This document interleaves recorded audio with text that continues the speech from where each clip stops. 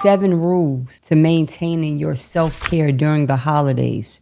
7 non-negotiable rules that will help you to maintain your self-care during the holidays. Hey. Welcome to another video. Welcome to the Bajo channel. This is the home of self-care, beauty, wellness, and any and everything that'll help you to become the most empowered version of you. I'm going to continue on with our list, and I'm going to dive right in. Our 4th rule is going to be set a holiday money limit and stick to it. Now, this one can be challenging, especially when you still want to people please, make everybody happy, make everybody smile during Christmas morning, and you overspend. You go into the holiday deep in debt. Mind you, Christmas is only a week before the New Year. So you're bringing in excessive financial burden and debt into the new year. So what you do is you decide a number before you start. I had to start doing that many years ago. I know what I'm going to spend, and that's it. And what I will do, I get a lot of Christmas cards because a lot of people that I just want to acknowledge during the Christmas holidays, and sometimes you can't get the financial gift that you want them. But oftentimes I notice that people appreciate just a card, the fact that you even acknowledge them. But trying to overspend to appease people and make people happy, your children, your spouse, your friends, like, no. You plan what you can do and don't feel pressured to do anymore. That's it. And please do not let guilt guide your spending. If you feel like you owe somebody, if you feel like you want to impress your children, maybe you haven't been a parent that you've been all your life, and now at Christmas time you want to be this big heroic figure that's giving and being a big spender, but it's nonsense. It's nonsense. You set a holiday money limit and you stick to it. Stick to it. You are not Amazon. You cannot get anything and everything from me on one click. It's not going to happen. The gift that you're really giving in the holidays is your presence, not your purchases. Just being together is a gift. Let me tell you something. And most people have already experienced major loss in their life. If you ever experience loss, you know what the gift of a presence is. When somebody is there with you, it's the most tangible, matchless gift that you could get. When you lose someone, you don't want any gift. You don't care about nothing else. You just want that person. Keep that in mind in the holidays. When you have your family that has traveled miles to see you, whether it's up the street, around the corner, or they've flown in from another country, keep in mind that, one, you don't know if you're ever going to see that person again. I'm not speaking this to be morbid, but it's so many occasions that you see somebody on one occasion and then they're gone. Be present when somebody is there. Learn these things. It should not take for someone to have to get sick and leave this planet before we realize how important their presence was. Sit down, gather with those who are important with you. Be present. And I know it's very difficult sometimes because our mind is always racing. We always preparing and doing something next. But there comes a time in life that you have to stop and be present. Be present. Enjoy that gift. And let me tell you something. I'm going to tell you this.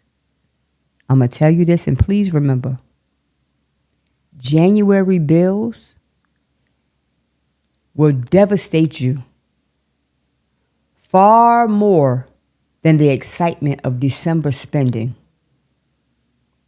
If you overspend in December when January bills hit you, it's like you carrying a burden all the way into the summer. Depending on how much you spent, you coming into the new year with a heavy burden of debt. And not even factoring in or accounting for other things that happen. When life happens, life happens. You're not even accounting for any of those things. So please set a limit. Set a holiday limit and be done. Whatever you can't get, just shop on sale, shop early, do what you have to do. Rule number 5, create an escape plan for overwhelming moments. When you get in those sticky situations during the holidays, whatever it is, whether it's one of your triggering cousins, triggering aunts, or whatever the case may be, create an escape plan. Whether you go into the bathroom and take a breath, you may have to go walk outside and get some little cool air. You know, sometimes it's cold outside until somebody gets you hot in the inside. And outside ain't so cold no more. Take a 10-minute walk. Go sit in your car, listen to some music, some gospel, maybe even put on a message, a little inspirational message. And just let them know, I'm stepping out for a moment, I'll be back.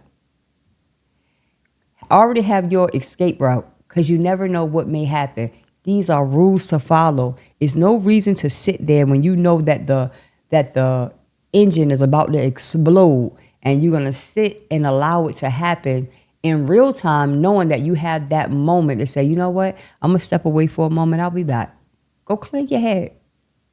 Go clear your head. Don't be the one that explode at the party when you know you can have that escape moment to calm it and settle it down. And sometimes you have to call it early. Sometimes you may not be able to stay for the duration of the party. It's okay. I'm going to head out now.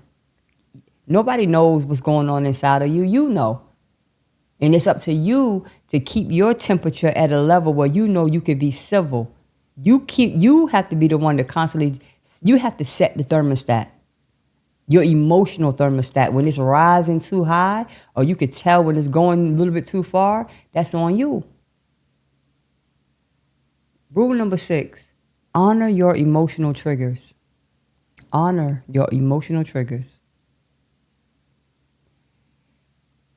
You know your own triggers. You should know your own triggers. And if you don't know, you will learn them. You know when people start talking about certain things, certain childhood memories, old family stuff that comes up. When people start talking about expectations that you know you can't meet, you know certain things start getting you outside of yourself. You have to learn how to say, you know what? I need to pull back. You could feel that trigger like reverberating. You could feel it already starting to come up in you. And that's a part of that emotional intelligence where you start to feel it before it even can manifest physically. You can feel it and you start to address it from within. A lot of times holiday traditions can bring sadness. I'm used to always being with my father and having conversations about work and conversation about my career with my father. My father is not here anymore. He left here in 2013. So oftentimes it triggers me, certain conversations or things like that or whatever. And I've learned how to try to redirect my thoughts to happy times, because he loved Christmas. He was a big Christmas lover. So it kind of make me love it too. But sometimes I get a trigger. I'm triggered. And I need to step away for a moment. It's so much and so many different things that come up for the holidays. You know, sometimes people are overburdened with financial issues and trying to squeeze themselves into this mold, that this expectation that everybody have for them, for the provider, and you're going to do this. You do things that you normally wouldn't do under regular circumstances, and you do it and it triggers you.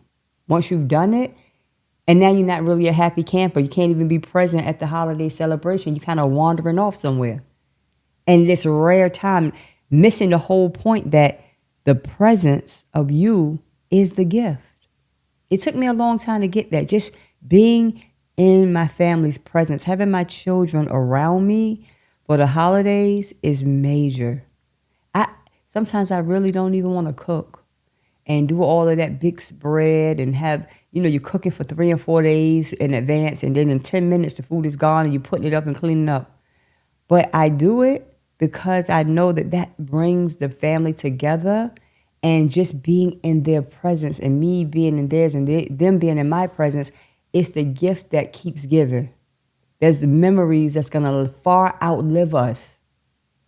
And so, when you think about these type of things, you got to honor your own emotional triggers. You know what's going on inside of you. Everybody don't know. And it's not everybody's responsibility to know your triggers. You got to know your triggers and move accordingly. And next, make space for joy, even if it's small. The holidays are supposed to be a joyous occasion, joyous moments, full of joyous moments. Little joys, it doesn't matter whether it's one of your songs that come on and you get up and you start dancing, or you drink that favorite warm drink that you love that just kind of hits your soul and nourishes your soul. Your favorite candle. I love a good smelling candle. My goodness, it does something to me. I have no idea what it does, but it makes me happy inside. Buy yourself a gift. We get everybody a gift. Get yourself a little trinket that make you happy. Wearing your cozy pajamas all day long. Me personally, I love wearing cozy socks.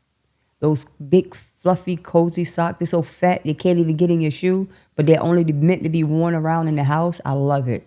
It makes me feel safe. It makes me feel relaxed and happy.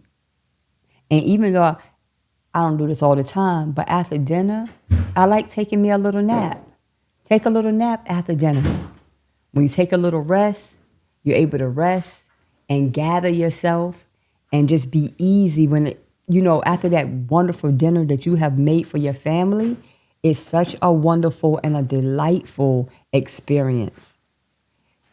So these are the things that you pay attention to and the rules that you follow when you're celebrating the holidays. It's holiday time and you celebrating, and you make sure you honor these rules. By honoring these rules, you actually honor yourself, you honor your family, and the whole holiday celebration as a whole. So I thank you for listening. This is the Bajo channel, the home of self-care, beauty, wellness, and any and everything that'll help you to become the most empowered version of you. And remember, self-care, it is the best care. Later.